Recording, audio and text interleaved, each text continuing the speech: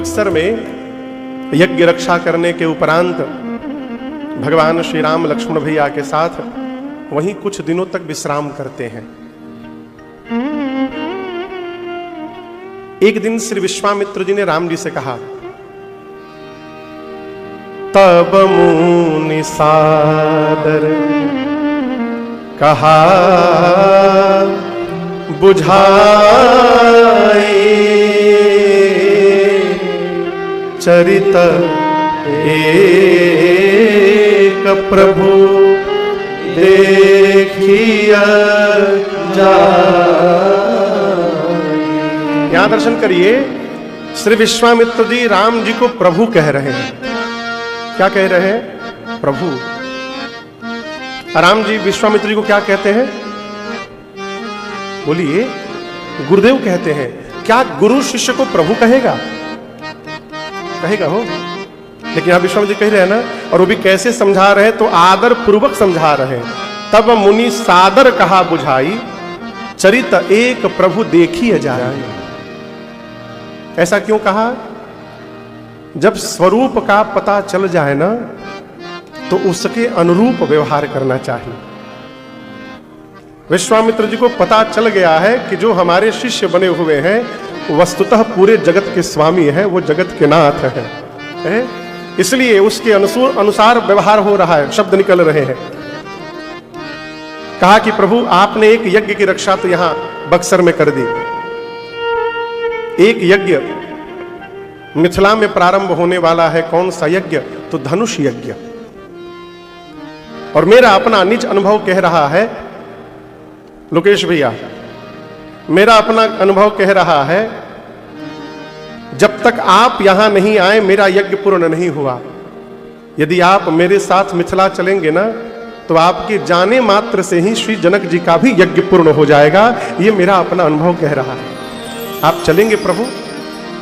राम जी ने कहा जो आज्ञा। राम जी ने ये नहीं कहा कि हमको यज्ञ रक्षा के लिए लाए थे, काम पूरा हो गया, लेट मी गो, हमको घर जाने दीजिए। बोले क्या राम जी? नहीं बोले ना। जानते क्यों नहीं बोले? बड़ी बड़ी गूढ़ बात भैया। जब आपके विषय में कोई निर्णय लेने वाला हो तो स्वयं को निर्णय लेने से बचाना चाहिए। और याद रखिएगा, आप सौभाग्यशाली हैं कि आपके बारे में कोई निर्णय ले रहा है, आपके विषय में कोई सोच रहा है। आप अपने को धरती का सौभाग्यशाली जीव समझिए। क्या हो? जीवन में उलझन तभी उत्पन्न होते हैं, समस्याएं तभी आती हैं, जब हमारा श्रेष्ठ भी हमारे विषय में निर्णय लेता है और हम भी लेने लगते हैं। ये कागज है ना? बोलिए, अरे बोलिए। हाँ, भूल गए क्या कल का? ये क्या है? प्लेन है कि लिखा हुआ है? लिखा हुआ है ना। उसी प्रकार भगवान ने हम लोगों के भाग्य में एक एक कागज जोड़ा हुआ है। उस कागज पर सब कुछ लिखा हुआ है, कब होगा, कैसे होगा, क्या होगा, कहां होगा, किसके साथ होगा, किसके साथ नहीं होगा, किससे बनेगा, किससे नहीं बनेगा, सब लिखा हुआ है। प्रिंट है पहले से, ब्लैंक नहीं है, लिखा हुआ है। हम क्या कर रहे हैं? हम इसको नहीं मानेंगे। हम लैपटॉप कंप्यूटर पर बैठ के अपने मन वाला लिखे पहले, हमको ये चाहिए, हमको वो चाहिए, ऐसा चाहिए, वैसा चाहिए, और उसी कागज को फिर प्रिंटर मशीन में डाल दिए और कंट्रोल पी दबा दिए। कहो कंट्रोल पी इंटर। अब हम जो जो लिखे हैं कि हमको ऐसा ऐसा चाहिए, इस पर फिर से प्रिंट हो गया। लेकिन दिक्कत क्या है, हमको आपको बताएं, पहले से इसमें लिखा हुआ था और उसी पर हमने और प्रिंट कर दिया, तो दोनों प्रिंट होने के बाद क्या हुआ? गाजुर माजुर हो गया। अब क्या होगा? न पहले वाला भी पढ़ने में आएगा और न बाद वाला पढ़ने में आएगा। जो मिलना था वो भी समाप्त हो जाएगा, हम झंझट में पड़ जाएंगे। इसलिए स्वयं को प्रिंट करने से बचाइए, स्वीकार करिए। क्या स्वीकार करें? भगवान चले, चलते चलते अचानक एक स्थान पर श्री रघुनाथ जी रुक गए, खड़े हो गए। अच्छा आप बताओ आगे आगे कौन चल रहा होगा? गुरुदेव भगवान विश्वामित्र जी, उनके पीछे राम जी के पीछे लक्ष्मण जी। आगे आगे गुरु जी चल रहे हैं, राम जी पीछे। एक स्थान पर राम जी रुक गए। राम जी रुक गए तो लक्ष्मण जी भी रुक गए। लक्ष्मण जी देखे गुरु जी आगे निकल गए तो दौड़ कर गए और जाकर कहे, गुरुदेव भैया वहां खड़े हो गए हैं। विश्वामित्र जी ने पूछा, क्या हुआ राघव? राम जी कहे, गुरुदेव ऋषि आश्रम सी कोई पुण्य थले, पर आज लगे उजड़ी उजड़ी। परंतु यह स्थान बंजर क्यों बना हुआ है? न यहां कोई पशु है, न कोई पक्षी है, न कोई नर है, न कोई नारी है। यहां के वृक्ष भी उदास खड़े हैं, न उन पर पत्ते हैं, न पुष्प है, न फल है। और गुरुदेव ये स्थान के बीच में एक शिला रखी हुई है। ये शिला कैसी है? अब आप दर्शन करिए। हम और आप कहीं जाते हैं, सुंदर घर दिखाई पड़ जाए तो हम खड़े हो जाते हैं। राम जी आज उजाड़ स्थान देख करके खड़े हो गए। मिंटू बाबू कहें, यह स्थान सुहावन नहीं है, लेकिन यहां पर जो भजन हुआ है उस भजन के प्रभाव से स्थान पावन हुआ है और उसकी पावनता अब तक बनी हुई है। घर का डेकोरेशन कितने साल तक रहेगा? 40 साल, 50 साल, 100 साल? बोलिए, उसके बाद तो खंडहर होगा कि नहीं होगा? लेकिन एक घर में यदि आप भजन कर लेंगे और उस भजन से वहां जो ऊर्जा का निर्माण होगा, खंडहर होने के बाद भी वो स्थान चीख चीख कर बताएगा कि इस स्थान पर भजन किया गया है, ये पवित्र स्थान है। राम जी आकर्षित हो गए, उस ऊर्जा ने खींच लिया भगवान को। कहा, प्रभु ये स्थान कैसा है और ये शिला कैसी है? विश्वामित्र जी ने कहा, राम गौतम नारी शाप बस उत्पल दे हरि चरण कमल रज चाहती कृपा करहु रघुवीर। अभी अभी पिछली कथा में मेरे से किसी ने प्रश्न किया, किसने किया स्मरण नहीं आ रहा है, कि महाराज पूज्यपाद गोस्वामी तुलसीदास जी ने अहिल्या जी का नाम नहीं लिया। कौन चर्चा कर रहा था? स्मरण में नहीं आ रहा है। किसने चर्चा की कि गोस्वामी जी ने अहिल्या जी का नाम नहीं लिया, गौतम नारी कहा। नाम क्यों नहीं लिया?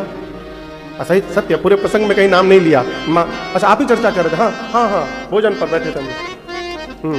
किसी वक्ता का बता रहे थे, हाँ, कि गौतम ऋषि की पत्नी कहा, गौतम नारी, ये नहीं कहा कि अहिल्या जी हैं।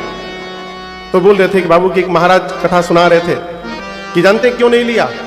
कि अहिल्या जी पापी हैं, इसलिए गोस्वामी जी ने उसका नाम नहीं लिया, उनका नाम नहीं लिया। यही कह रहे थे ना। मेरी प्रार्थना है, दिमाग उतने लगाइए जितना बर्दाश्त हो सके। अहिल्या जी पापी हैं इसलिए गोस्वामी जी नाम नहीं ले रहे हैं। रावण संत है, कहा रावण संत है कि गोस्वामी जी उसका नाम ले रहे हैं। इस प्रकार की कल्पना करने से भी पाप का वर्ण करना पड़ेगा, इसलिए सावधान। गोस्वामी जी ने नाम नहीं लिया, मर्यादा के कारण न लिया होगा। ऋषि पत्नी है, मां के समान है, मर्यादा के कारण। पापी हैं इसलिए नाम नहीं लेंगे अहिल्या जी का, और पापी हैं जिसको उद्धार करने के लिए रघुनाथ जी आकर खड़े हुए हैं, वो पापी हैं। शंकर जी के सिर पर भगवान के चरण का चरणामृत पहुंचा था। गंगा भगवान की चरणामृत है, चरण से प्रकट हुई है गंगा जी। शंकर जी के सिर पर तो चरणामृत गया हो, अहिल्या मैया के सिर पर तो साक्षात चरण पहुंच गया। अब इससे अधिक पवित्रता और क्या होगी? इसलिए इस प्रकार की कल्पना, इस प्रकार का चिंतन करने से बचाइए। विश्वामित्र जी ने कहा, राम गौतम नारी हैं, श्री गौतम ऋषि की अर्धांगिनी है, और इनके पति ने ही इनको श्राप देकर शिला का बना दिया है। और राघव आपके ही लिए ये खड़ी है, युगों से खड़ी है, प्रतीक्षा में है। अस्तु हे प्रभु कृपा करहु रघुवीर। कृपा करिए, जैसे कहा कृपा करहु रघुवीर, भगवान ने तुरंत अपने चरण रज का स्पर्श करा दिया। आपसे बताऊं, जब संत भगवान से कृपा करने के लिए निवेदन करते हैं ना, तो भगवान गुण दोष का विचार नहीं करते हैं। इसीलिए राम जी कहते हैं जीवन की पहली भक्ति संत का संग है। प्रथम भगति, बोलिए, प्रथम भगति संतन कर संगा। कर, गोस्वामी राम जी आदेश देते हैं संतन कर संगा। और कुछ करो चाहे मत करो, संत का संग करो। कर संगा, ये पहली भक्ति है। संत का जब संग करेंगे, और किसी दिन यदि संत ने भगवान से कह दिया कि प्रभु इस बालक पर अपनी कृपा करिएगा, तो फिर भगवान संत के कहने के बाद उस बालक के पाप पुण्य का चिंतन नहीं करते हैं, उस पर अपनी कृपा की वर्षा कर देते हैं। इसलिए राम जी ने तब तक अहिल्या जी का उद्धार नहीं किया जब तक संत ने नहीं कहा। विश्वामित्र जी ने कहा कृपा करो। भगवान ने चरण रज का स्पर्श कराया, परिणाम मां अहिल्या तुरंत चैतन्य हो गई, जड़ से खड़ी हो गई। आंखों के सामने ठाकुर जी दिखाई पड़े। कल्पना करिए, कोई आज के परिवेश में कहूं, कोई 10 साल से आंख बंद किया हो, मां तो युगों से बंद करके बैठी थी। कोई 10 साल से आंख बंद करके बैठा हो, 10 साल के बाद जब आंख खोले तो सामने साक्षात ठाकुर जी दिखाई पड़ जाए, उस जीव की क्या गति होगी। अहिल्या जी के सन्मुख जब भगवान दिखाई पड़े हो, मां के शब्द समाप्त हो गए, कंठ अवरुद्ध हो गए, नेत्र से झरझर अश्रुपात होने लगा, और भाव विह्वल होकर मां भगवान के चरणों में लौट पड़ी, गिर पड़ी। देखिए, प्रेम जब अपनी ऊंचाई पर पहुंच जाता है ना, उस अवस्था में कहना बंद हो जाता है, फिर कुछ कहने की आवश्यकता नहीं है। भगवान फिर बिना कहे सब सुनने लगते हैं। रघुनाथ जी ने उठाया, मां के आंसुओं को पोंछा, और भगवान बोले कि मुझे सब पता चल गया है, आपके पति श्री गौतम ऋषि ने ही आपको श्राप देकर पत्थर का बना दिया था, ऐसा ही है ना। अहिल्या मैया बोली, नाथ अब तक मुझे भी यही लग रहा था कि मेरे पति ने मुझे श्राप दिया है, परंतु अब जाकर पता चल गया है पति ने श्राप नहीं दिया था, मेरे पति ने मेरा उद्धार किया था। प्रभु, यदि श्राप न दिया होता तो आज कैसे आप दिखाई पड़ते मुझे। किसी भी कार्य के प्रारंभ को देखकर यह विचार मत करिए कि ये पुण्य है कि पाप है, उस व्यवहार का परिणाम क्या निकल रहा है। कि प्रसंग कहता है कि हमारे श्रेष्ठ का क्रोध भी हमारा कल्याण करता है। गौतम ऋषि का श्राप भी अहिल्या जी का उद्धार कर दिया हो। मां ने कहा प्रभु एक वरदान दीजिए, आज के बाद आपके चरणों से मेरा मन कहीं दूर न जाए। राम जी ने कहा तथास्तु, ऐसा ही होगा। बारंबार भगवान के चरणों में प्रणाम करके, मनचाहा वरदान प्राप्त करके मां अहल्या अपने पति श्री गौतम ऋषि के साथ उनके लोक को चली गई। यहां पूज्यपाद गोस्वामी तुलसीदास जी अपना एक विचार मत प्रकट करते हैं। अच्छा, आप लोग बताइए भजन कब करना चाहिए? हाँ, कब, किस उम्र से? बचपन से। लेकिन आपको मैं सत्य बताऊं, वर्तमान की स्थिति बताऊं, बच्चा यदि बहुत पूजा करने लगे ना, माई बाप उसको डॉक्टर के पास ले जाते हैं। गलत बोल रहा हूं कहा? महाराज डॉक्टर साहब पूजा बहुत करता है, डर है कहीं साधु ना हो जाए।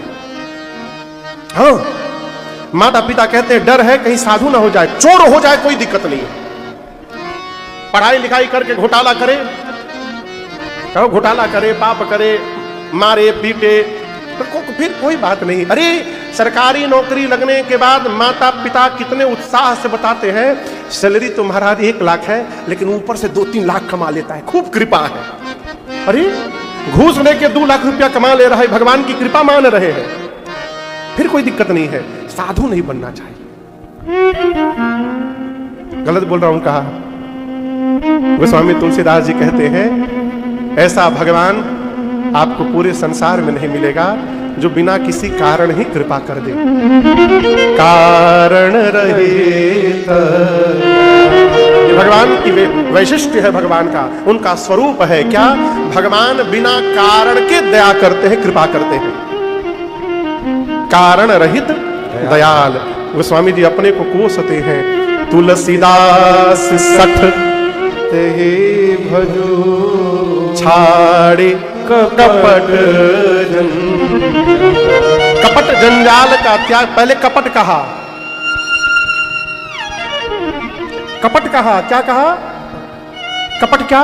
लोग भजन इसलिए भी करते हैं कि जगत वाले जाने कि हम भगत हैं, ये कपट है। जगत जाने कि हम भगत हैं, इस भाव से यदि आप भजन कर रहे हैं, ये कपट है। लोग जाने चाहे न जाने, रघुनाथ जी जान रहे हैं कि आप भजन करते हैं, इसलिए जगत को प्रसन्न न करिए, जगदीश को रिझाइए, कमरे में रिझाइए। बाहर घरवा में जींस पैंट पहन के रहते हैं, जब कथा में जाते हैं तो धोती कुर्ता चंदन लगा के पटका और माला लेके पहुंचते हैं। हमने 2 लोगों को ऐसे देखा है, देखा हूं तब बता रहा हूं। बाहर जब मिलते थे तो खूब बढ़िया धोती कुर्ता उर्द कुंड लगाए, ऐ शिखा बांध के एकदम इत्र उत्र लगा के माला लेके बैठे हैं। और जब घरे चले गए तो भीतरिए से बाहर नहीं निकल रहे थे। कहे जीन्स पैंट टी शर्ट पहने थे। देखिए, पैंट टी शर्ट में कोई बुराई नहीं है, सहज रहिए। सहज का अर्थ है हम घर के भीतर हैं, और यदि कोई बाहर मिलने आ गया तो हमको भीतर से बाहर जाने में सोचना न पड़े, इसको कहते हैं सहजता। यदि आपको सोचना पड़े, हरि राम कैसे जाए, हम तो पैंट पहने हरि राम कैसे जाए, फिर आप सहज नहीं, आप असहज जी रहे हैं। इसको दूर करिए। छाड़ी कपट गोस्वामी जी कहते हैं भगवान का भजन कर। कब कर? जब समय मिले तभी कर। मां अहल्या को गति देने के बाद भगवान विश्वामित्र जी के साथ आगे बढ़े और शीघ्र ही गंगा जी में स्नान करने के बाद मिथिलापुरी में प्रवेश कर गए। यहां मिथिला क्षेत्र से कोई है? एक लोग उधर भैया हैं, एक लोग इधर भैया हैं। अच्छा, आपको मिथिले है घर? इधर हाथ उठाओ, कोनो नंबर तो थोड़े कट जाता हाथ। भगवान मिथिला धाम में पहुंचे हैं। आइए एक बार द्वारिकापुरी में बैठे बैठे मिथिला को प्रणाम करें। बोलिए मिथिला धाम की जय। मिथिला में प्रवेश हुआ है। श्री जनक जी महाराज को सूचना मिली, आए हैं विश्वामित्र जी के पास। राम जी को देखा तो राम जी के रूप में अधूरा गए जनक जी। श्री जनक जी महाराज भगवान के रूप में ऐसे मोहित हुए, राम जी ने मुस्कुरा करके उनके मति को फंसा लिया। भगवान की मुस्कुराहट बड़ी खतरनाक है, इसीलिए कल हम लोग आ रहे थे, अरे तेरी मंद मंद मुस्कनिया पे बलिहार राघव जी, बलिहार राघव जी। पूछा विश्वामित्र जी से कि मुनिवर ये दोनों बालक कौन हैं? इनको देखने के बाद तो मुझे ऐसा लग रहा है कि परब्रह्म ही 2 रूप में मेरे सामने तो कहीं आकर नहीं खड़े हो गए हैं। ये दोनों हैं कौन? विश्वामित्र जी ने कहा ये दोनों चक्रवर्ती सम्राट के पुत्र हैं, राम लक्ष्मण। यज्ञ रक्षा करने के लिए मैं मांग के लाया था। राम जी ने यज्ञ रक्षा की, घोर निशाचरों का अंत किया। यहां मेरे साथ धनुष यज्ञ देखने के लिए आए हैं। जनक जी सोचे कि चक्रवर्ती राजा के बेटे हैं, वीवीआईपी है। वीआईपी भी नहीं है, वीवीआईपी। जितना वी लगा सकते हैं लगा लीजिए। आम के बगीचे में रहेंगे ठीक नहीं लगेगा। ले जाकर मिथिला के सुंदर सदन में महल में स्थान प्रदान किया। दोपहर में भोजन करके विश्राम हुआ।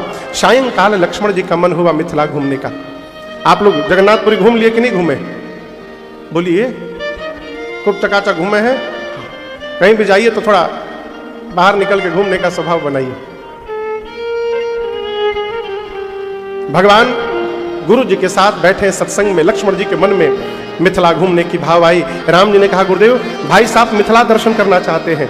गुरु जी ने अनुमति दी और राम जी प्रणाम करके, जैसे सूचना मिली कि श्री राम लक्ष्मण जी दोनों भैया नगर घूमने आए हैं, मिथिला के पुरुष घर के बाहर दौड़ पड़े। कैसे दौड़े? गोस्वामी जी कहते हैं जैसे जन्म जन्म का दरिद्र खजाना लूटने के लिए दौड़ पड़े हो, मिथिला के नर नारी मेरे रघुनाथ जी को देखने के लिए दौड़ पड़े। माताएं सखियां झरों के ऊपर खड़ी होकर भगवान का रूप निहार रही हैं। सखियां ऊपर से अपना भाव प्रकट करती हैं कि अगर इनका विवाह सीता जी के साथ हो जाए तो कितना दिव्य हो जाएगा। महाराज यदि इनको देख लेंगे ना तो हमारा मन कहता है कि बरबस श्री जानकी जी के साथ इनका विवाह कर देंगे। एक ने कहा कि मुझे जहां तक पता है ब्रह्मा जी सबको उचित फल देते हैं, यदि ये बात सत्य है तो ये सांवला ही सीता जी को प्राप्त होगा, इसमें कोई संशय लेकिन किंतु परंतु नहीं। सखियां ऊपर से पुष्प की वर्षा करती हैं। अब भगवान बच्चों के साथ धनुष यज्ञशाली का दर्शन करने के बाद पहुंचे हैं कहां? गुरु जी के पास। सायंकाल जाकर संध्या भई, बयारू आरती, रात्रि भोजन, विश्राम। सबसे पहले भोजन के बाद गुरुदेव भगवान विश्वामित्र जी सोने गए। मुनिवर शयन कीन्ह तब जाई, लगे चरण चापन दो भाई। गुरुदेव भगवान विश्वामित्र जी सोने गए तो दोनों भैया कौन कौन बोलिए? राम लक्ष्मण जी लगे चरण चापन दो भाई। श्री राम लक्ष्मण जी गुरु जी के चरणों की सेवा करने लगे। थोड़ी देर राम जी पांव दबाएं तो गुरु जी बोले राम जी जाकर सो जाइए। राम जी गए नहीं, दबाते रहे। फिर बोले राम जी सो जाइए, राम जी गए नहीं, दबाते रहे। इसका मतलब समझते हैं, जीवन में श्रेष्ठ की सेवा का अवसर मिले, इसको अपना सौभाग्य देखा करिएगा। श्रेष्ठ ने कह दिया ना बाबू अब सम्मान ना चाहिए, बंद कर दिया ना, ठीक बाबू जी मना कर दिया ना चाहिए, अच्छा वो पिंड छूट गई। आजकल के शिष्य से कहिए ना कि बाबू हो गया, बहुत दबा लिया, ठीक गुरु जी, तुरंत प्रणाम करके चला जाएगा। लेकिन राम जी बार बार कहने के बाद भी नहीं जा रहे, दबा रहे हैं। गुरु जी ने जब बहुत कहा, अंत में राम जी रघुबर शयन जाई तब कीन्हा, तब अंत में राम जी शयन करने गए। और यहां एक दूसरा पक्ष भी मैं निवेदन करूं, कोई यदि सेवा कर रहा है तो उससे उतना ही सेवा करवाइए कि उसका फिर मन करे करने का। पहले ही बार में इतना सेवा मत ले लीजिए कि वो दक्षिण दिशा की ओर मुंह करके कान पकड़ के क्रिया खाए कि आज के बाद गुरु जी दिखाई पड़िए तो हम भाग जाएंगे। आप समझ रहे हैं? ये जो आयोजन चल रहा है, हमारे शंभू बाबू, श्रवण बाबू, निखिल भैया जी, पवन बाबू, इन सभी लोगों ने मिल करके संभाल लिया। हमारे प्रेम भैया सब बना बना के लाए हैं वहां से, कराची से। हमको कुछ नहीं पता है कौन बुकिंग हुआ, क्या बुकिंग हुआ, कैसे बुकिंग हुआ, कौन खाना बनवा रहा है, कहां से सब्जी तरकारी आ रहा है। यदि हमको उत्सव करना होता तो हम तो सब्जी खरीदने में परेशान हो जाते हैं। ये सारे लोग उत्सव को संभाल रहे हैं तो कितना संभरिए, साल में एगो उत्सव। अब हर महीने में गुरु जी एक ठे उत्सव थाने पड़े हैं। व्यवहारिक पक्ष पे आइए, अब हम हर महीने एक ठे उत्सव, आज हो गया, अगला महीना बद्रीनाथ। कौन कौन हाथ उठाइए, कौन कौन चलेगा बद्रीनाथ में? कहां जाइएगा? हम अमेरिका रहेंगे, कहां जाइएगा अगला महीना बद्रीनाथ? हर महीने एक उत्सव लेकर बैठे हैं, कोई कितना करेगा? 3 उत्सव 4 उत्सव, उसके बाद से कहेंगे गुरु जी महा उत्सव हो गया, अब बंद करिए, अब कुछ नहीं करना है। ये मैं क्यों कह रहा हूं? कोई भी सेवा कर रहा है उससे उतनी ही सेवा लीजिए कि उसका बार बार सेवा करने का मन करे। हमारे घर एक महात्मा जी आए, बहुत पहले की बात है। घर में अखंड श्री रामचरितमानस का पाठ चल रहा था ऊपर वाले हॉल में, तो महात्मा जी आए। वो जो बाबूजी वाला रूम है उसी में सोए थे वो। तो 10 बजे रात को पिताजी ने मेरे भैया को, बड़े भैया को कहा कि जा करके महात्मा जी का पांव दबाइए, जब तक सो न जाए छोड़िएगा मत। तो भैया 10 बजे रात को पांव दबाने गए। अब महात्मा जी सोने का नामे न लिए। भैया धीरे दबाएं, दूर से दबाएं कि कैसा हो सूत ही जाए, नहीं सोए। 10 बजे से दबाते दबाते 2 बज गया, सोए नहीं महात्मा जी। 2 बजे रात बोले वाह बेटा, आनंद आ गया, बच्चा क्या सेवा किए तुम। तो भैया को लगा कि अब कहेंगे चले जाओ। बोले बेटा एक काम करो, नीचे जाओ, सरसों का तेल गरम करके लाओ।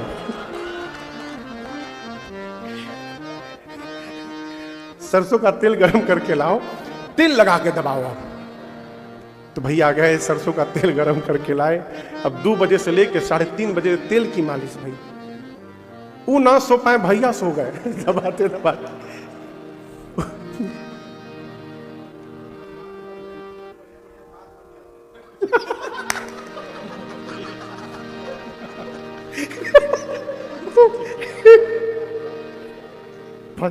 फंसे हो का कभी?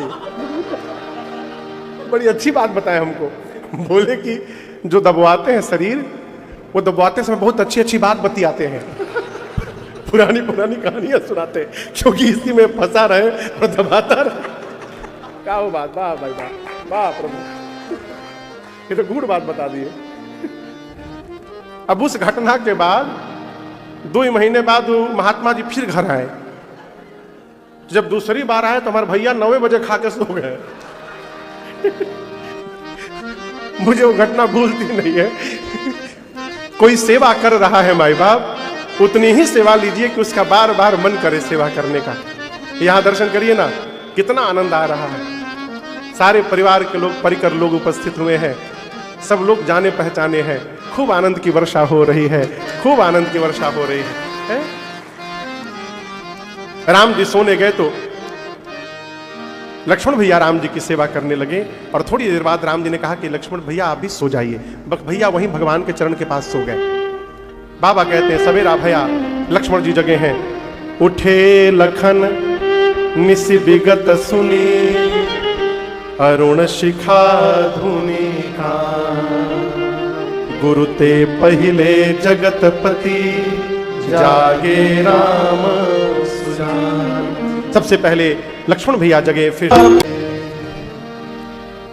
भगवान पुष्पदल लेने के लिए पुष्प वाटिका में गए। कहां गए? कहां गए? पुष्प वाटिका में गए। ये पुष्प वाटिका कहां है? मिथिला में है। कहां है? मिथिला में है। कभी मिथिला गए हैं? कौन कौन गया है मिथिला? जनकपुर गए हैं? जनकपुर हो आइए, हो आइए, जनकपुर हो आइए, पुनौरा धाम हो आइए। पुनौरा धाम जहां जानकी मैया धरती से प्रकट हुई थी, वो स्थान है पुनौरा धाम। वो कुंड आज भी है वहां पर, सरकार है। एक दिन वहां भी कथा गाने का सौभाग्य मिला है मुझे, पुनौरा धाम में। पता है कब? वो जो महाराज ऋषि की कथा थी, उनको कहीं जाना था एक दिन, तो उस दिन मैं जाकर वहां पे राम कथा गाया था। पुनौरा धाम अद्भुत स्थान है। पुष्प वाटिका में भगवान पुष्प दल उतारने के लिए गुरु आज्ञा लेकर के पहुंचे हैं। गोस्वामी तुलसीदास जी ने बाघ का बड़ा अद्भुत वर्णन किया है। यहां एक विशेष बात मैं आपको बताऊं। अभी कौन सा महीना चल रहा है? गर्मी का महीना है कि बरसात का? अभी आप हॉल में आए तो यहां बरसात का, बाहर बरसात का महीना है। भीतर आए तो देखिए कि बर्फ जमा हुआ है, इतनी ठंड है। राम जी जब गए हैं उस समय शरद ऋतु थी, लेकिन बाघ के भीतर गोस्वामी जी कह रहे हैं कि शरद ऋतु नहीं है, बाघ के भीतर बसंत ऋतु का आगमन है। जहां बसंत ऋतु रही लुभाई, लुभाई यानी बसंत ऋतु उस बाघ पर आकर्षित हो गई है, लुभा गई है। क्यों? ऋतुओं के कितनी ऋतुएं हैं पता है? हाँ, 5 ऋतु है। हाँ, 6 ऋतु है। ऋतु कितने हैं? इन 6 ऋतुओं में राजा कौन है? तो बसंत ऋतु को राजा कहा गया, ऋतुराज बसंत।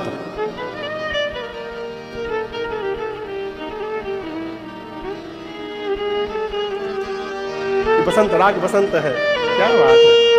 देखिए हमारे बिरंचे भैया राग बसंत बचाने लगे।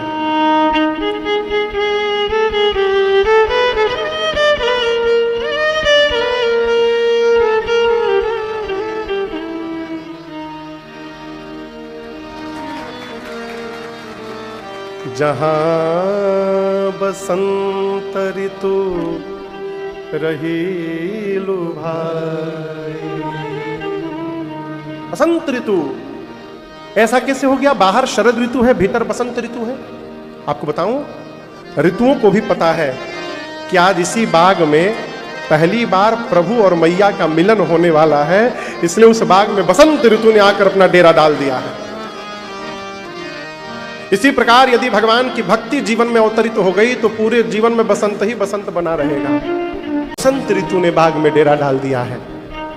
गोस्वामी जी कहते हैं चारों तरफ जितने पौधे हैं सबके सब मनोहर हैं। लागे बिटप मनोहर नाना, बरन बरन बर बेली बिताना, लागे बिटप, लागे बिटप मनोहर नाना, बरन बरन बर बेली बिताना। किसी भी पौधे पर पुराना पत्ता नहीं है, पुराना फल नहीं है, पुराना पुष्प नहीं है। देखिए, भगत के घर को देखने के बाद पता चलता है कि वो भगत का घर है, बताना नहीं पड़ता, घर में बतावत है कि भगत जी का घर है। बनारस में घर में हम और विनय गए, बहुत पहले की बात बता रहा हूं, मान के चलिए 18-19 साल पहले की बात है। घर के ड्राइंग में जब गए तो जाते डरा गए। याद है वो दीवार पर बड़का बाघ का छाल लटका हुआ था। सरकार, बाघ का छाल दीवार पर लटका था और उसके मुंहवा में भूसा भर के मुंह पूरा फुला के मुंह लगा दिया गया था। झटके में दिखाई जाए तो प्राण सूख जाए। क्या मिल गया हो एक जीव के छाल लटका के आपको? यदि वही लटकाना था तो भगवान श्री जगन्नाथ जी के स्वरूप को लटका देते। जब जब तुम्हारी आंखें जाती तुम्हारा उद्धार हो जाता है। घर में भगवान के स्वरूप को लगा के रखिए। अरे जहां देखता हूं वहां तू ही तू है। न चाहते हुए भी आंखें जाएंगी, दर्शन प्राप्त होगा और भगवान की याद आ जाएगी। यही तो चाहिए। भगवान देखिए, पूजा करने से भगवान बहुत प्रसन्न नहीं होंगे, ये तो व्यवहार है, करना पड़ेगा। चाहो भगवान को बस याद करते रहिए। क्या करते रहिए? हर 5 मिनट 10 मिनट बाद एक बार याद कर लीजिए। प्रभु भुलाइएगा मत, हम आप ही के हैं, हम आपके हैं नाथ। याद करते रहिए। याद को उल्टा करिएगा तो क्या होगा? जब हम और आप याद करते रहेंगे तो भगवान भी हम पर अपनी दया करते रहेंगे, वर्षा करते रहेंगे।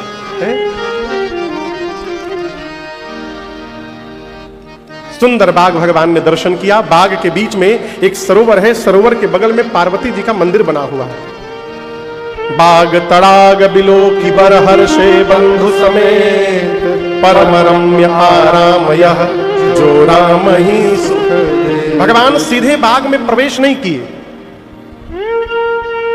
आज का आदमी होता है तो खोजता है कोई देख तो नहीं रहा है हमको, चुपचाप जाके तोड़ के लेके चले आते हैं। भगवान भीतर नहीं गए, खड़े हो गए गेट पर, ढूंढने लगे। किनको? मालियों को। माली दूर दिखाई पड़े। राम जी बोले इधर आइए, माली बोले आप आइए, काम हमारा है कि आपका है? किसका काम है? राम जी का ना। माली बोले इधर आइए, माली कहते हैं। मालियों से भगवान ने कहा कि मुझे पुष्पदल लेना है। माली तो पहले रोकते रहे, बाद में अनुमति दे दिए। भगवान गए भीतर, लगे लेन दल फूलम मुदित मन। भगवान पुष्पदल क्या करने लगे? लेने लगे। गोस्वामी जी कहते लगे लेन दल, भगवान पुष्पदल लेने लगे। मैं आपको दर्शन करा रहा हूं।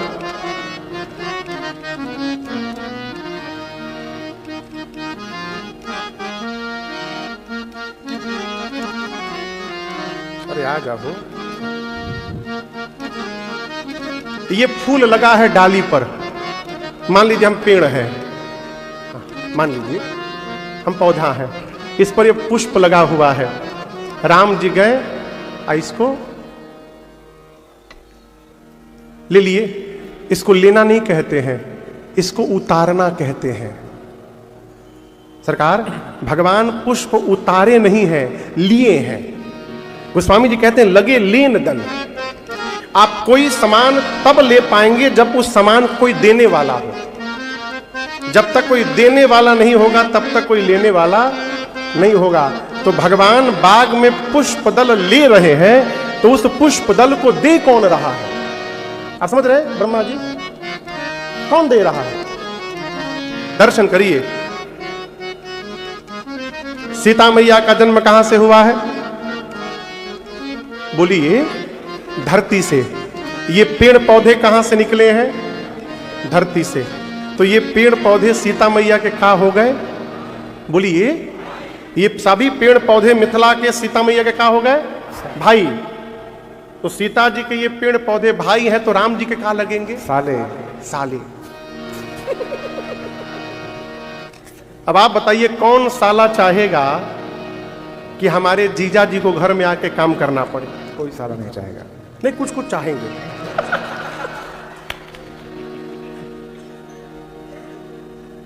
कुछ कुछ चाहते होंगे। कोई चाहेगा कि जीजा जी को घर में आके काम करना पड़े? ये पेड़ पौधे, एक महात्मा का चिंतन ये मैं सुना रहा हूं। पेड़ पौधे राम जी के साले लगेंगे। भगवान सोचे कि भगवान को, जीजा जी को काहे मेहनत कराया जाए। भगवान दोना लेके मिथिला के बाग में घूम रहे हैं और ये पेड़ पौधे ही झुक झुक कर उन डालियों में पुष्प को डालने लगे।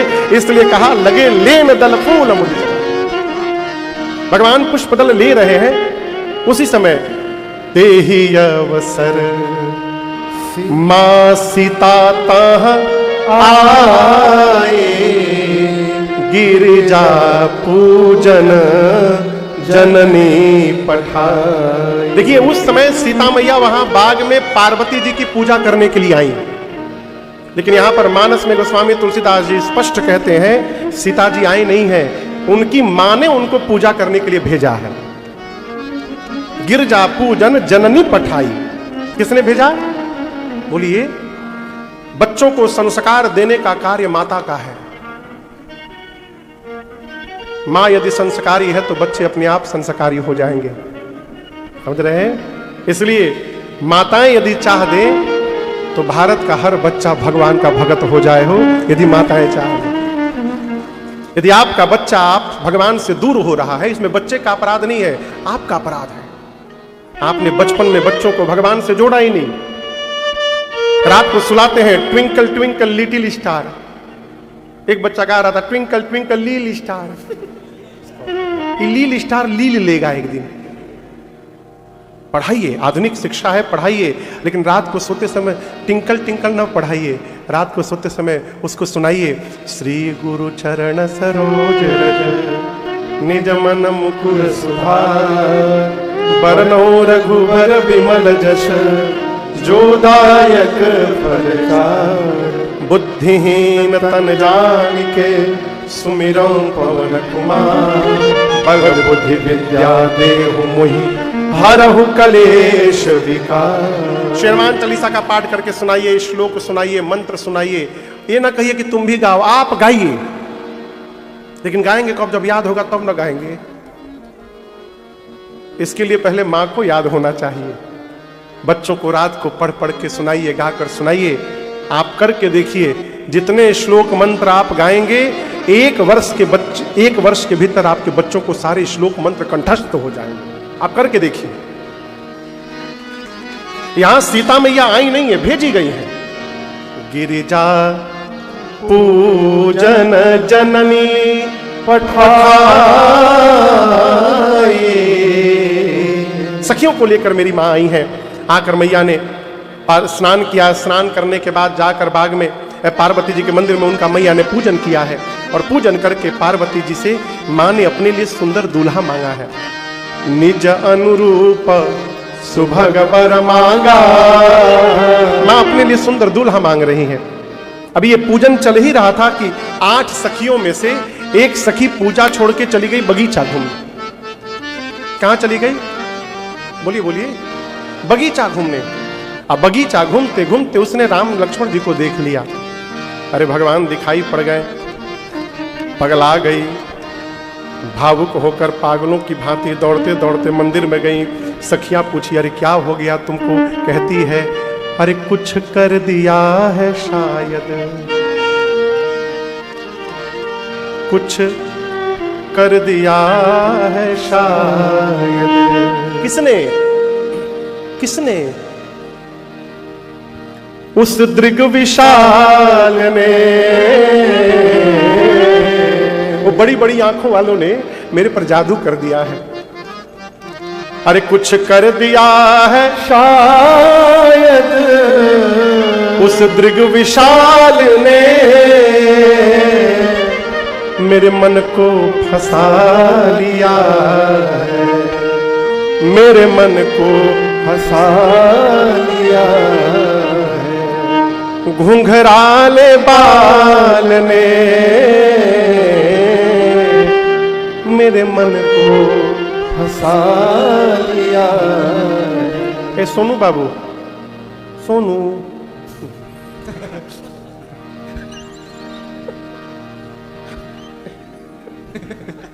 इनमें से ठाकुर जी कौन है?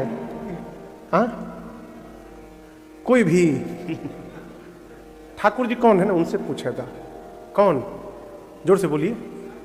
साइड वाले, बीच वाली कौन है? सुभद्रा मैया है, इनकी बहन जी। इधर वाले कौन है? बलदाऊ भैया हैं। हम अभी गाय कुछ कर लिया है शायद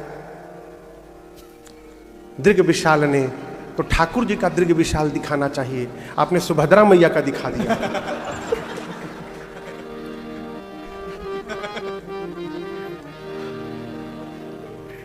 बड़ होके चाहे क्यों क्यों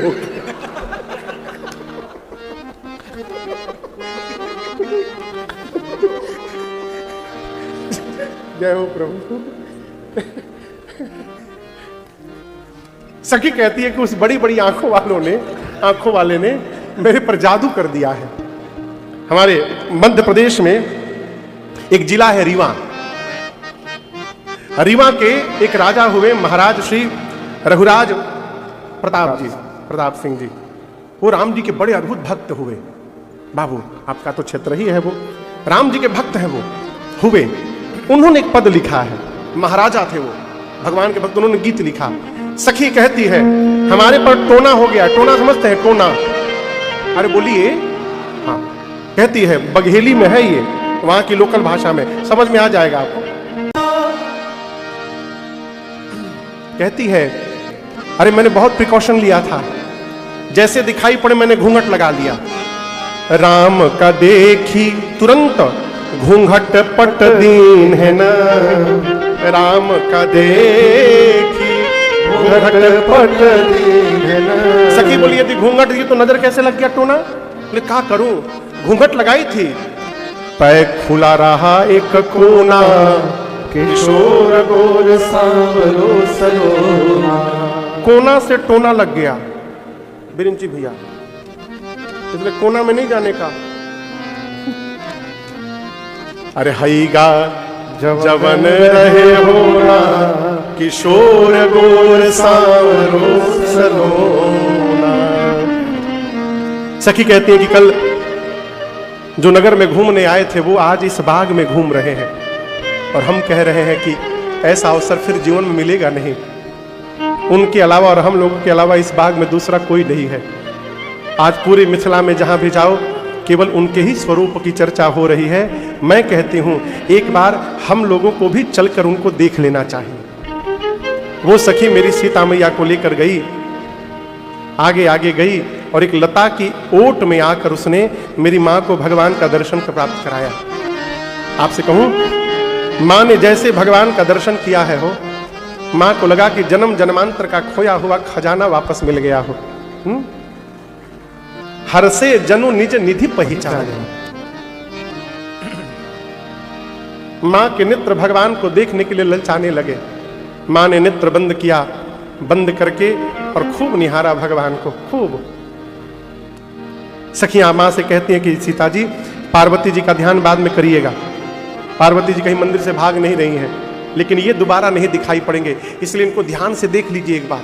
मां ने नेत्र खोला, खूब जी भर के निहारा भगवान को। विलंब न हो जाए ऐसा जानकर सखी ने कहा कि चला जाए, फिर कल आना है इसी समय।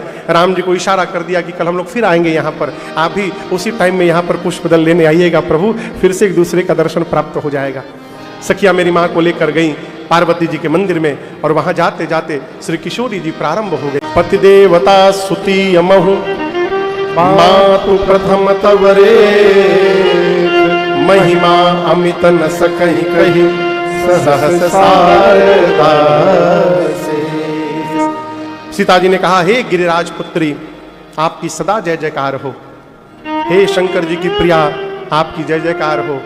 हे गणपति जी और कार्तिकेय जी की अम्बा, आपकी मां सदैव जय जयकार हो। आपके प्रभाव को सरस्वती और शेष नारायण भी नहीं जान पाए। आपके न प्रारंभ का पता है माँ, न आपके मध्य का पता है, न ही आपके अंत का पता है। आप ही जगत को वैभव प्रदान करने वाली हैं माँ, आप वरदायिनी हैं। पातिव्रत धर्म में यदि पूरे ब्रह्मांड की स्त्रियों की गणना की जाए कि कौन श्रेष्ठ है, तो आपका स्थान प्रथम आता है माँ। आपकी सेवा करके जीव चारों पुरुषार्थ प्राप्त कर लेते हैं माँ। आप तो सबके भीतर रहती हैं, इसलिए सब जानती हैं आप सीता के भी अंतरात्मा की बात को जानती हैं माँ। आप जान रही हैं, इसलिए मैं कहूंगी नहीं आपसे। आप जो जानती हैं मैया उसको पूरा कर दीजिए। ये इस पूरे प्रसंग का सार ये चौपाई है। मोर मनोरथ जानहूं नीके, बसहूं सदा पूर सबही। नीक समझते, नीक मां ने कहा मोर मनोरथ आप जानहु नीके। नीके मने ठीक से। और इस बात को याद रखिएगा, एक भगवान ही है जो ठीक से जानते हैं कि हमको क्या चाहिए। मिंटू बाबू, इसलिए विश्वनाथ जी का दर्शन करना है, हर हर महादेव कहना है, लेकिन ये नहीं कहना है कि प्रभु हमको ऐसा करिएगा। क्यों? हाँ, हम जानते तू ना कहला। अरे जो पहले दिया है वही कम नहीं है, जो पहले दिया है। कहिए मत, मैं बार बार कहता हूं, कहिए मत। भगवान से कहिए प्रभु आपको जैसा मन करे वैसा करिएगा, हम उसी में प्रसन्न हैं। और याद रखिएगा, जब हम कहेंगे, हम मांगेंगे, हम अपनी झोली के हिसाब से मांगेंगे। भाई आप अपने झोली लेकर भगवान के यहाँ जाइएगा तो जितना जगह होगा उतने ना आयु में। लेकिन भगवान से कहे प्रभु हम कुछ ले हो के नहीं आए, अब आपको जो मन करे करिए, तो भगवान अपनी घर से झोली निकाल के देंगे। अब भगवान की झोली के साइज के बारे में कोई नहीं जान पाया कितना बड़ा है वो। बोलिए मत। सीता मैया ने ये नहीं कहा कि प्रभु हमको ये चाहिए, माँ हमको ये चाहिए। क्या कहा? आप मेरा मनोरथ जानती हैं माँ, पूरा करिए। इतना कह के पार्वती जी के पांव को पकड़ के बैठ गई, पकड़ के बैठ गई।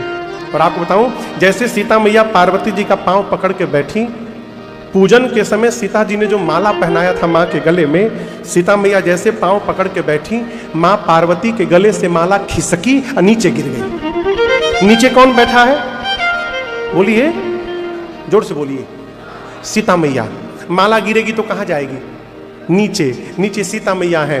पार्वती जी के गले के माला खिसकी, सीता मैया के आंचल में गिर गई। यहीं पर मां को पार्वती जी का आशीर्वाद प्राप्त हो गया। भगवत मंदिर में जाने के बाद बिना मांगे यदि पुजारी जी आपको भगवान पर चढ़ा हुआ पुष्प उतार के दे रहे हैं, तो याद रखिएगा पुजारी जी नहीं दिए हैं, ये ठाकुर जी ने आपको प्रसाद भेजा है। आपकी मनोकामना पूर्ण हो गई, आनंद मनाइए बिना मांगे। आप घर में ठाकुर जी की पूजा कर रहे हैं, आपने माला चढ़ाया, वो माला अपने आप गिर गई, ठाकुर जी प्रसन्न होकर आशीर्वाद दिए हैं, उठा के सिर पे चढ़ाइए। लेकिन अब इसका मतलब ये नहीं कि टेक्निक लगा के गिराया जाए, हाँ, किनारे फंसा के बस छुआ के रख देंगे, जैसे तनिको ही गिर जाए, अरे गिर गया यही सब चलबे ना बाबा, ये सब बिल्कुल नहीं चलेगा। अपने आप गिर जाए हो। हम आपको अपने साथ की घटना बताते हैं। बात है 2020 की। दिल्ली में हम लोग राम कथा गा रहे थे। 19 की कोरोना के पहले की बात है। दिल्ली में हम लोग राम कथा गा रहे थे चांदनी चौक में 2019 में। दिल्ली में कनॉट पैलेस में हनुमान जी का मंदिर है। ये जो हनुमान जी यहाँ विराजमान है ना, ये जो यहाँ व्यासपीठ पर हनुमान जी हैं, ये दिल्ली के कनॉट पैलेस के हनुमान जी महाराज हैं।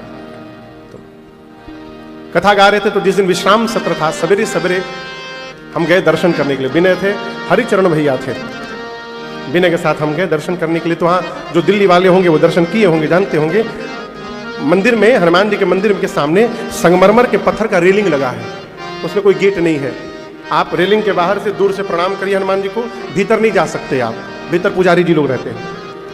उसके पहले कई बार मैं गया, अकेले भी गया, पूज्य महाराज श्री के साथ भी गया, बाहर से दूर से प्रणाम करके चले आए। उस दिन जब हम गए सवेरे, तो जो वहां के पुजारी जी थे, मुख्य पुजारी जी, बोले महाराज जी आप भीतर चले जाएंगे।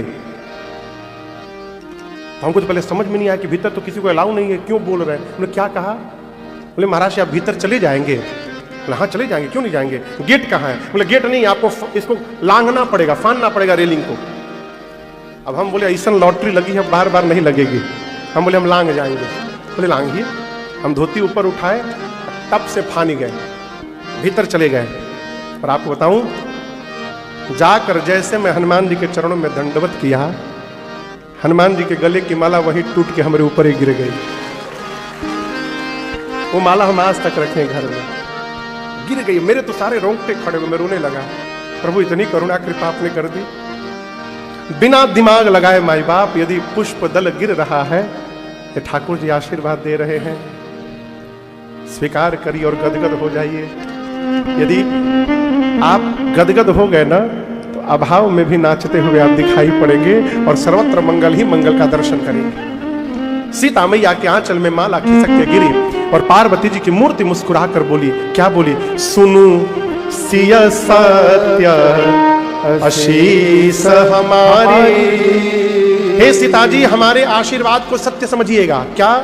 पूजी मन कामना तुम्हारी। आपकी मनोकामना पूर्ण हो गई सीता जी। नारद जी का वचन सदैव सत्य है, पवित्र है। आपको वही वर प्राप्त होगा जो आपके मन में बसा है। पूज्यपाद गोस्वामी तुलसीदास जी कहते हैं, पार्वती जी ने कहा, हे सीता जी आपके मन में जो रचे बसे हैं, जो सांवले वाले हैं वो आपको मिलेंगे। सांवले वाले कौन है? राम जी। करुणा निधान है, सज्जन है, शीलवान है और स्नेह जानत वो आपके प्रेम को ठीक से जानते हैं। सीता मैया गदगद हो गई, बारंबार पूजन करके। यहां दर्शन करिए, राम जी को देखने के पहले सीता जी पार्वती जी की पूजा कर चुकी थी कि नहीं की थी? बोलिए बोलिए, कर चुकी थी। पूजा की न सहित अनुराग, अधिक अनुरागा, अधिक है कि सहित? अधिक पूजा की अधिक अनुरागा। पूजा कर चुकी थी सीता मैया। राम जी का दर्शन करके आई, स्तुति बाकी थी, स्तुति किया, आशीर्वाद मिला। आशीर्वाद मिलने के बाद तुलसी भवानी ही पूजी पुनि पुनि। कितनी बार? बार बार। कब? उसी समय। मनोकामना पूरी हो जाए तो पूजा को बंद नहीं करना चाहिए, मनोकामना पूर्ण हो जाए तो पूजन को और बढ़ा देना चाहिए।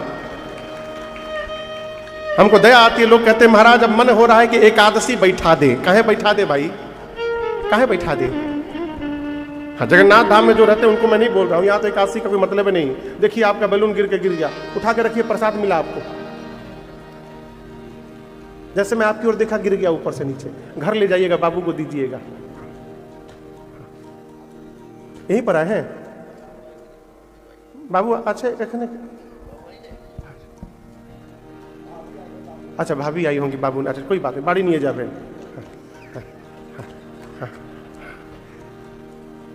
तुलसी भवानी पूजी पुनि पुनि मुदित मन। पूजन को बढ़ाइए जीवन में जितना हो सके, जब तक शरीर श्रेष्ठ है। देखिए सबसे श्रेष्ठ पूजा है मानसिक पूजा। एक शारीरिक पूजा, शरीर से आरती उतारना, भोग करना, नहलाना धुलाना, भगवान को चंदन तिलक लगाना, ये शारीरिक पूजा है। लेकिन इससे भी श्रेष्ठ पूजा क्या है? मानसिक पूजा। इस पूजा में कुछ करना ही नहीं है। और आपको बताऊं, शारीरिक पूजा में तो पैसा भी लगेगा, घी का पैसा चाहिए, दिया का चाहिए, माचिस चाहिए, भोग चाहिए, कपड़ा चाहिए, चंदन चाहिए, तिलक चाहिए, चाहिए ना। मानसिक पूजा में 1 रुपया खर्चा नहीं है। करना क्या है महाराज? चुपचाप आंख बंद करके बैठ जाना है और मन में देखना है कि हमारे ठाकुर जी सोने के पलंग में सोए हुए हैं। हाँ, जब मन में देखना है तो लकड़ी के पलंग में क्यों सुलाना ठाकुर जी को? जब मन में ही कल्पना करना है तो लकड़ी के पलंग पे क्यों सुलाना? कल्पना करिए हमारे ठाकुर जी आए हैं, क्या बात है। सोने का पलंग है जिस पर हीरे मोती मणि माणिक लगे हुए हैं। मलमल के चादर पर हमारे ठाकुर जी सोए हैं, हम जा रहे हैं अपने ठाकुर जी को जगा के बिठा रहे हैं। स्वर्ण के गिलास में हमारे ठाकुर जी गुनगुना पानी पी रहे हैं। आप मन में देखते रहिए बस। भगवान पी लिए, उसके बाद ठाकुर जी को हम लेके गए, सोने के पाटे पर हमारे ठाकुर जी बैठे हैं। क्या बात है वो। उसके बाद जल से हम अपने ठाकुर जी को स्नान करा रहे हैं। ठाकुर जी खूब आनंद लेके नहा रहे हैं। नहाने के बाद हम उनको सुंदर तौलिए से साफ कर रहे हैं, पोंछ रहे हैं, फिर ऐसा दुर्लभ वस्त्र पहना रहे हैं जो ब्रह्मांड में कहीं ना मिल पाए। ठाकुर जी चमक रहे हैं हमारे तिलक लगा के। ये सब मन में देखना है। खूब बढ़िया बढ़िया पकवान 56 भोग बनाकर स्वर्ण थाल में हम ठाकुर जी को भोग लगा रहे हैं, आरती उतार रहे हैं। ये मानसिक पूजा, ये सबसे श्रेष्ठ पूजा है। कथा सुन के कई लोग सोचेंगे कल से बहुत बढ़िया उपाय महाराज जी बता दिए, अब अगरबत्ती का भी खर्चा बच गया, अब कल से हम यही पूजा शुरू करेंगे। करके देखिएगा, जैसे आंख बंद करिएगा ना, मन भागने लगेगा, इधर उधर भागने लगेगा है? आप इसको सरल न समझिएगा। मानसिक पूजा वही कर सकता है जो जीवन भर शरीर से भगवान की पूजा किया हो। समझिए बाबू, मानसिक पूजा उनके लिए बताया गया है कि जो भगवान की पूजा करते करते वृद्ध हो गए हैं, अब शरीर में बल नहीं रहा, हिल डुल नहीं पा रहे हैं, अब कैसे भगवान की सेवा करें। तब उनको कुछ नहीं करना है, अपने स्थान पर बैठ जाएं, नेत्र बंद करें और मानसिक पूजा प्रारंभ करिए। उनके लिए है। लेकिन आप सोचिएगा कि बस कल से बंद यही मानसिक पूजा करेंगे, हो ही नहीं पाएगा। करके देख लीजिएगा, हो गया तो आपका सौभाग्य। भगवान की कृपा खूब चकाचक करते रहिए, पूजन करिए माई बाप। इसी बहाने भगवान के सामने जाने का अवसर तो मिलेगा है? अब सोचिएगा ना, आप अपने घर में दिन भर में कितनी बार ठाकुर जी के सामने जाते हैं अपने, इसका स्वयं में विचार और चिंतन करिए। मैं नहीं बोलूंगा, आप चिंतन करिए। आप कितनी बार ठाकुर जी के सामने जाकर खड़े होते हैं? कहो, कहते भगवान की कृपा नहीं हो रही, कहां से होगी है? लड़का जब अपनी माई के सामने जाया करता है ना, माँ का दुलार प्राप्त करता है। उसी प्रकार बार बार भगवान के सामने जाते रहिए, प्रभु हम हैं आपके हैं, भगवान की करुणा की वर्षा होती रहे। मैया ने तुलसी भवानी ही पूज पुनि पुनि मुदित मन मंदिर चली। इधर राम लक्ष्मण जी पुष्पदल लेकर आए गुरु जी के पास। राम जी ने कहा, गुरुदेव बाग में सीता जी आई थी। गुरु जी ने कहा, सुफल मनोरथ हो तुम्हारे, राम लखन मुनि भय सुखारे, करि भोजन मुनिवर विज्ञानी, लगे कहन कछु कथा पुरानी। हाँ, करि भोजन मुनिवर विज्ञानी, लगे कहन कछु कथा पुरानी। आशीर्वाद दिया श्री विश्वामित्र जी ने, राम जी आपकी मनोकामना पूर्ण होगी, सुफल मनोरथ हो तुम्हारे। अगला दिन आज धनुष यज्ञ का दिन है। श्री सीताराम जी, श्री राम जी लक्ष्मण भैया के साथ धनुष यज्ञशाले में प्रवेश करते हैं। और आपको बताऊं, एक ही राम जी सबको अलग अलग दिखाई देने लगे। आप में चश्मा पहनने का शौकीन कौन कौन है?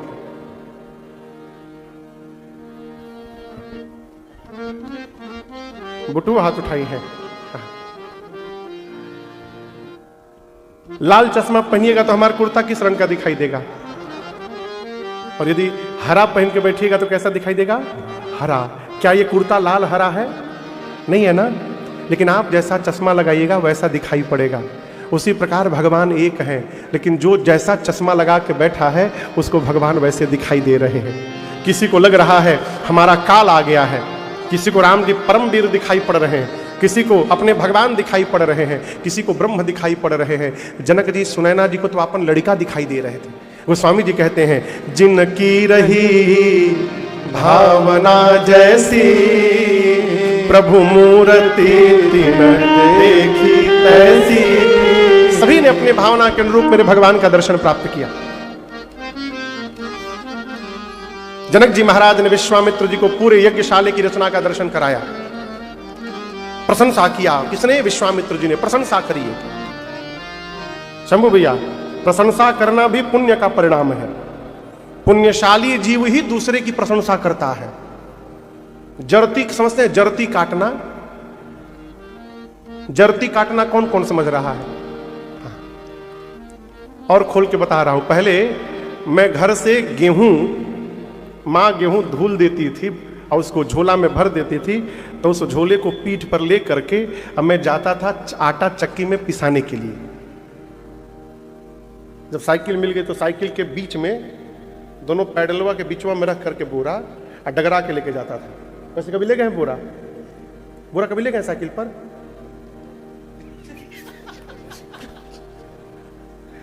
क्या बोले?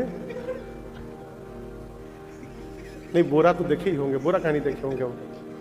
बोरा को कैसे ले जाते थे साइकिल में? साइकिल के बीच में जो ट्रायंगल शेप रहता है ना, पैडल के बीच में बोरा को आधा लटका के उधर आधा इधर करके और डगरा के लेके जाते थे। तो आटा गेहूं पिसाने ले जाते थे। तो जैसे मान लीजिए 10 किलो गेहूं ले गए, तो पीसने के बाद दुकान वाले 10 किलो गेहूं नहीं देते हैं, वो 9.5 किलो देंगे, 9 किलो देंगे, बाकी 1 किलो आधा किलो कहाँ गया? बोले महाराज वो जरती में कट गया, वो जल गया। पीसने में उतना गेहूं उतना आटा जल गया, उसको कहते हैं जरती काटना। उसी प्रकार कई लोग प्रशंसा करने में भी जरती काटते हैं। किसी घर भोजन करने गए, बढ़िया बढ़िया चकाचक भोजन मिला, घर वाला पूछा कैसा बना था? ठीक ही था, ठीक था, थोड़ा सा पनीर में नमक ज्यादा हो गया था। 4 कटोरी पनीर खाए हैं, 10 रोटी खाए हैं। हाँ, कहो प्रशंसा करिए। कोई भोजन बनावे तो भोजन की प्रशंसा करिए, भले नमक ना हो तभी प्रशंसा करिए। क्यों? कि उसको तो प्रसन्नता मिलेगी, उत्साह मिलेगा। विश्वामित्र जी ने इतनी प्रशंसा कर दी बाबू, जनक जी महाराज ने सबसे ऊंचे आसन पर बिठाया विश्वामित्र जी को। सब वंचनते मंचैक सुंदर विशद विशाल, मुनि समेत बंधु सबसे ऊंचे आसन पर सीता मैया हाथ में जयमाल लेकर रंगभूमि में आई हैं। माँ के सौंदर्य का दर्शन करके जितने नर नारी थे सब मोहित हो गए। अपनी माँ सुनैना के बगल में जाके निकट खड़ी हो गई। जनक जी महाराज ने बंदी जनों को कहा कि मेरा प्रण सुनाया जाए। बंदी जन खड़े हो गए, दोनों भुजाओं को ऊपर उठाकर बोले, दीप दीप से आए आप समस्त राजा महाराजा, हम अपने महाराज का प्रण सुनाने जा रहे हैं। ध्यान से शंकर के पिनाक का दर्शन करिए। ये वही शिव का पिनाक है जिसको रावण और बाणासुर ने स्पर्श तक नहीं किया। ये वही पिनाक है जिसकी कठोरता पूरा विश्व जान रहा है। आज इस राज समाज में आप में से जो भी आकर इस धनुष को उठाएगा, झुकाएगा, इसकी प्रत्यंचा चढ़ाकर इसको तोड़ेगा, त्रैलोक्य में उस राजा की जय जयकार होगी। और हमारे महाराज जनक जी की लाडली श्री जानकी जो बिना कुछ विचार किए उस वीर का वर्ण कर लेंगी, ये हमारा प्रण है। जैसे बंदी जनों ने प्रण सुनाया हो, सभी राजा एक दूसरे का मुंह दिखने लगे, कौन जाएगा। एक साथ कई राजा खड़े हो गए। बंदी जनों का बैठो, सब लोग बैठो, मिल के तुड़ियों का एक एक करके आइए। सबसे पहले राजा जो आसन पर बैठे थे उनको कहा गया चलिए आप प्रयास करिए। राजा खड़े भय और सबसे पहला काम अपन धोती टाइट करके बांधे। ना टाइट करके बांधिएगा तो खुलिए जाएगा। क्या बिना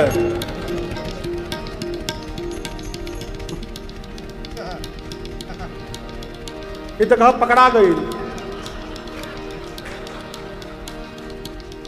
सुबह समुद्र में नहा रहे थे, लुंगी खुल के बह गया, तो उधर कोई लोग थे पकड़ लिए उसको, भैया भैया पकड़ लिए। तो कैसे ही थे भगवान मालिक हो के खुला रहा तो खुला रहा हूँ।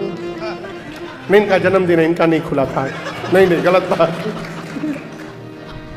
नहीं आज आपका नहीं खुल सकता।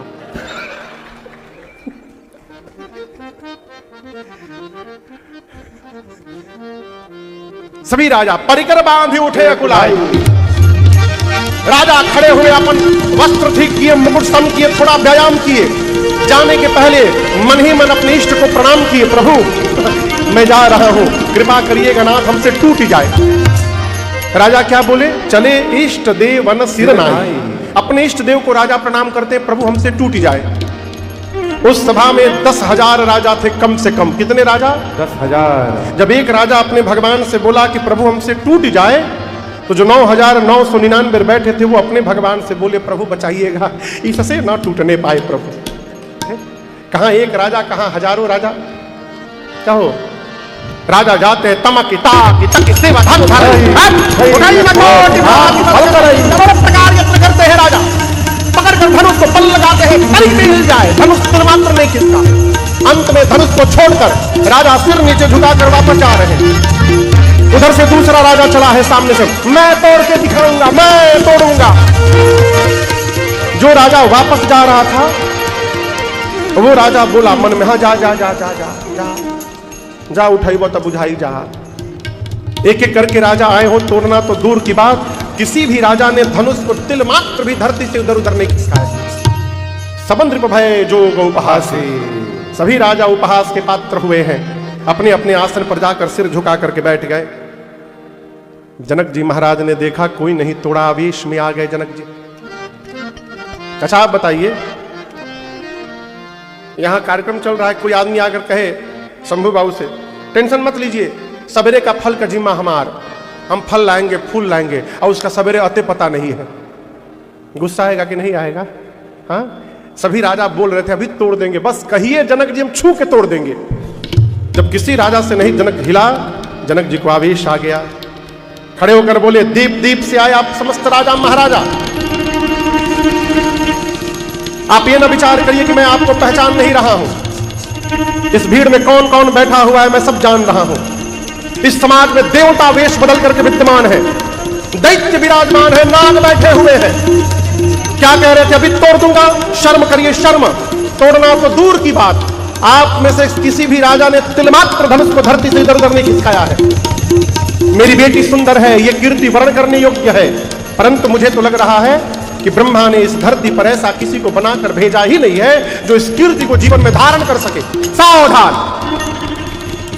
कोई भी राजा नहीं कहेगा कि मैं वीर हूं, वीर विहीन मही मैं जानी, मैं जनक जान गया, धरती वीरों से रिक्त हो चुकी है। क्या करने के लिए बैठे हो? अब क्या करने बैठे हो? एक मंत्री ने आकर जनक जी से कहा कि हम सुने हैं ये राजा लोग आपस में बात कर रहे थे कि जनक जी अपनी बेटी को कुंवारी थोड़ी रखेंगे। किसी से नहीं टूटा, हमसे भी नहीं टूटा, कुंवारी तो रखेंगे नहीं, विवाह करेंगे, हो सकता है लॉटरी निकाला जाए, उस लॉटरी में ही कहीं हमारा नंबर लग जाए, यही राजा सोच करके बैठे हैं यहां पर। जनक जी ने कहा सुनिए आप लोग, तजहु आस निज निज गृह जाहु, लिखा न विधि वैदेहि विवाहु, विवाह का आशा छोड़िए, अपने घर वापस लौटिए। ब्रह्मा ने मेरी बेटी के भाग्य में विवाह लिखा ही नहीं है। आज यदि मैं प्रण का त्याग करता हूं तो मेरे जीवन भर की कीर्ति कलंकित हो जाएगी, प्रण पे टिका रहता हूं तो मेरी बेटी कुमारी रह जाएगी। मैं जनक, मैं तनिक भी जानता धरती पर कोई वीर नहीं रहा, मैं ऐसी प्रतिज्ञा करके उपहास का पात्र कदापि नहीं बनता। जब पहली बार वीरत्व को ललकारा जनक जी महाराज ने, आप दर्शन करिए, विश्वामित्र जी हैं, दाहिनी ओर राम जी हैं और बाईं ओर लक्ष्मण भैया। जब पहली बार जनक जी ने कहा कि आज के बाद अपने आप को कोई वीर नहीं कहेगा, धरती वीरों से रिक्त हो चुकी है, मैं जान गया हूं, इस वाक्य को सुनते लक्ष्मण जी तमतमा उठे एकदम, पूरा शरीर उबलने लगा क्रोध में। राम जी उधर बैठे, बोले भैया बोला कैसे? राम जी बोले शांत रहो, एकदम शांत रहो, चुप रहो, कुछ नहीं बोलना, शांत रहो। राम जी इशारा किए तो लक्ष्मण जी अपना क्रोध किसी तरह कंट्रोल किए। अभी क्रोध शांत हुआ ही था, तब तक जनक जी ने दूसरी बार चिंगारी छोड़ दी। जनक जी बोले जानता यदि धरती पर कोई वीर नहीं रहा, ऐसी प्रतिज्ञा मैं कदापि करके उपहास नहीं बंद कराता अपना जगत में। जब दूसरी बार ललकार दिया वीरत्व को, पहली बार तो लक्ष्मण भैया राम जी को देखे थे, दूसरी बार देखे हो कि नहीं कूद पड़े। गोस्वामी जी कहते माखई लखन फड़फड़ाने लगे, नेत्र से अंगार बरसने लगा। लक्ष्मण जी कूद पड़े, कहे भैया से, भैया क्षमा करिएगा, जिस प्रकार के वाक्य का प्रयोग इस जनक ने किया है सर्वथा अनुचित है। आप विद्यमान है, आप में रहते जनक ने कह दिया धरती पर कोई वीर नहीं, आप बैठे हैं। लक्ष्मण जी गरजे, कहे प्रभु, जनक ने कहा कोई धनुष को हिला नहीं पाया, पूरी सभा सुन ले, धनुष क्या है? बच्चे जिस प्रकार हाथ से गेंद उछाल देते हैं, मैं पूरा का पूरा ब्रह्मांड उछाल दूंगा। धनुष को तोड़ने की बात कर रहे हैं, मैं ब्रह्मांड को खंड खंड कर दूंगा, फोड़ दूंगा। बच्चे जिस प्रकार कच्चे घड़े को फोड़कर चूर्ण चूर्ण करते हैं, मैं ब्रह्मांड को चूर्ण चूर्ण कर दूंगा। बच्चे जिस प्रकार खेत से मूली ले आते हैं, मैं सुमेर पर्वत को छिन्न भिन्न कर दूंगा। उठाने की बात कहा जनक ने, उठाऊंगा, उठाकर 100 जोजन तक दौड़ कर दिखा दूंगा। और यदि नहीं कर पाया प्रभु, आपके चरणों की सौगंध लेता हूं, जीवन में अपने हाथ में कभी धनुष बाण को धारण नहीं करूं। लक्ष्मण जी गर्जना प्रारंभ किए हो, पूरी धरती डोलने लगी, राजा अपने आसन पर कांपने लगे, इधर उधर डोलने लगे। राम जी और सीता मैया लक्ष्मण जी की दहाड़ सुन के प्रसन्न हो गए। राम जी गदगद हो गए हैं। जनक जी महाराज डरा गए। काहे डरा गए?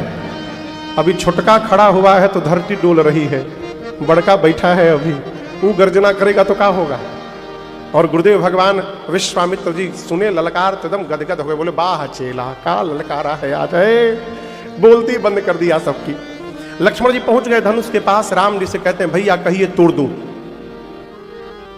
राम जी बोले गुरु जी से कि गुरुदेव प्लानिंग बदल गया है, का कोई तोड़ना हमको है, छुटके तैयार है तोड़ने के लिए।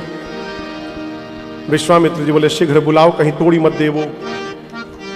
लेकिन हम आपको एक निवेदन करें, इतने आवेश में भी लक्ष्मण जी सावधान हैं। कहते हैं प्रभु तोड़ दूंगा, खंड खंड कर दूंगा, लेकिन अपने बल के भरोसे नहीं करूंगा, ये सब मैं आपके प्रताप से करूंगा प्रभु, आपके आशीर्वाद से करूंगा। ये विवेक है। राम जी ने इशारा करके भरत लक्ष्मण भैया को बुलाया है। श्री विश्वामित्र जी ने आदेश दिया, उठहु राम भंजहु भव चापा, मेटहु तात जनक परिताप।